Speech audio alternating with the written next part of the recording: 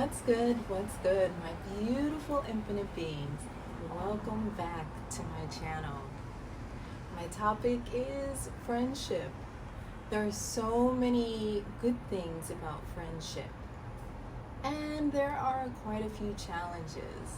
I'm looking forward to working through some of that with you today.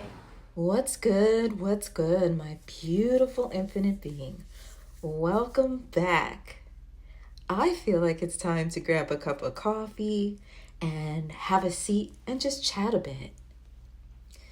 Thank you so much for tuning in and sticking with me for these past few months. I've actually been thinking a lot lately about friends. During a volunteer situation called Love Week, I have been working with different groups to inspire and encourage others. During one of the events, I got to talking with someone regarding friendship. And she was saying she really finds friendships difficult. And I told her, yeah, I remember when we were so much younger, it was pretty much like, I have a doll. Do you want to play with me? Do you want to be my friend? And from that point on, you were pretty much friends until you weren't. So, what is it these days? I know so many of us value friendship, but we don't always trust friendship. And to be real with you, I don't particularly feel connected with the idea of friendship at the moment. It's more than just great moments with selfies at the end of the night, right?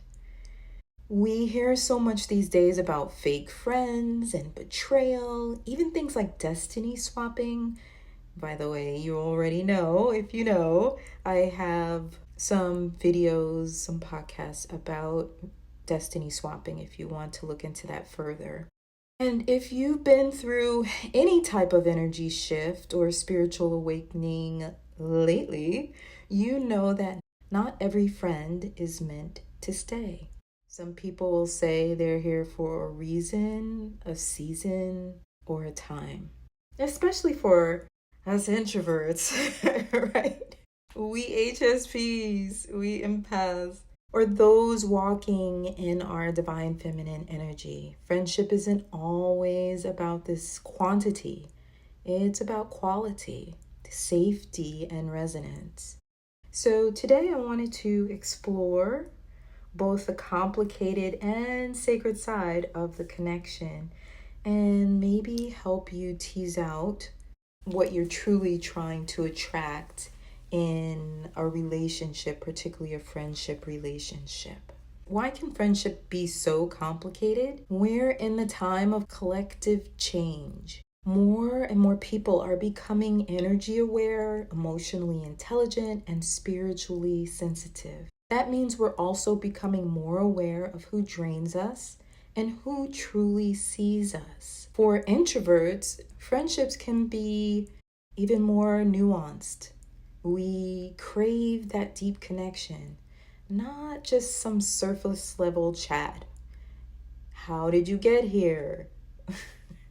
What's your favorite color? Oh, how have you been? No, we hold on and we hold space for others quietly, energetically, without words.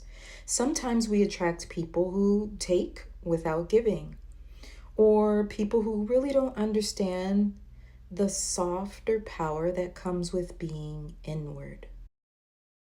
And this is especially true if you're embodying divine feminine energy, that gentle, wise, nurturing, but also intuitive and fierce about boundaries. That energy confuses people who do not know how to value anything beyond loudness or performance. So, friendships can be quite complicated. But here's the beauty of it. When you do find a true connection, one that matches your energy, where you don't have to pretend, or be something that you're not. It's like spiritual oxygen. The right interactions help build trust, reduce your stress, and open creative flow. You feel safe to be still, to speak without explaining, to rest without guilt, to be able to say the word no and not have to come up with a bunch of reasons why you had to say it, explaining. For introverts, that's everything. And for those embodying divine feminine energy, real friendship nourishes instead of depleting. It feels soft but strong, quiet but alive. And whether you're navigating a hard season, launching something new, or just being in your becoming, a soul-aligned friend can hold space for much, if not all of it.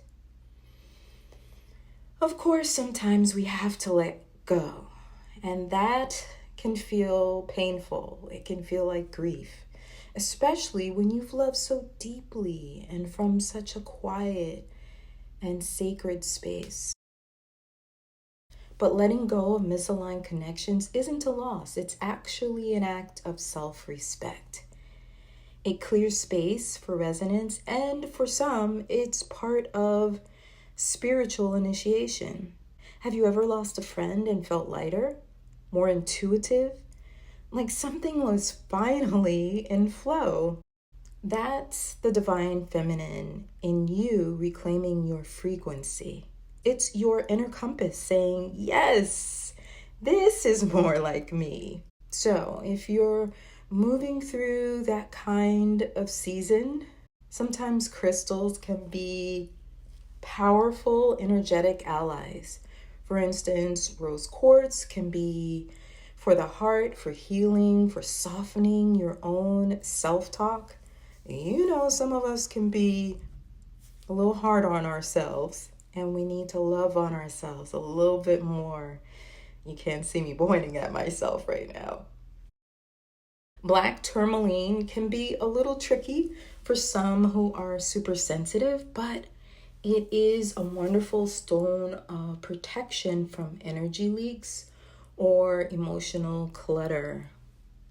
And very similarly, labradorite is wonderful for intuitive clarity and spiritual transition. Moonstone is connected to divine feminine energy and emotional balance. Blue kyanite is one of my favorites. It's great for energetic cleansing, clearing cords and unspoken energy between people. It is simply a beautiful stone. I also like lapis lazuli for, again, that throat chakra energy, for allowing the words to come and for softening them, help bridging the gap. Lapis lazuli is mentioned throughout many texts, including the biblical texts, and I find it has a beautiful sense of power about the stone without being overwhelming. As a daily practice, you may choose to hold one of those stones in your hand, even place it over your heart, maybe both hands over the stone over your heart, and breathe deeply, at least 3 times, and speak this intention. Feel free, you can repeat after me. I release what no longer serves. I call in soul-aligned connection. I honor my quiet power and trust my energy. Namaste. You don't have to force friendships. You can attract the ones that recognize your worth without all the noise. And so I'll leave this with you. You can use these also as journal prompts. What can you do to release that which no longer serves you? What is one thing that you can do to honor your boundaries? Have you ever had a friendship that helped you unlock more of yourself? What did it unlock, and how can you honor that? Have you ever had a friend that reminded you of your inner peace just by how it felt? What did it feel like? Have you ever had to walk away from a connection that no longer aligned, only to feel more like yourself afterward? Whether you're healing, manifesting, or just listening to the truth, you're not alone. Friendship is a sacred exchange. And for introverts and divine feminine inclined beings, quiet love is still love. Soft doesn't mean weak, and your energy is a gift. I hope you will choose to leave a comment of how your energy feels with that friend who allows you to be more of yourself, or what crystal you've been using to transmute a situation. Thanks so much for listening and reflecting. Until next time, smooches. Smooches.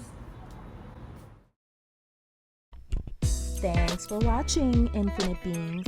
Please remember to like, share, and subscribe to the channel. And until next time, smooches.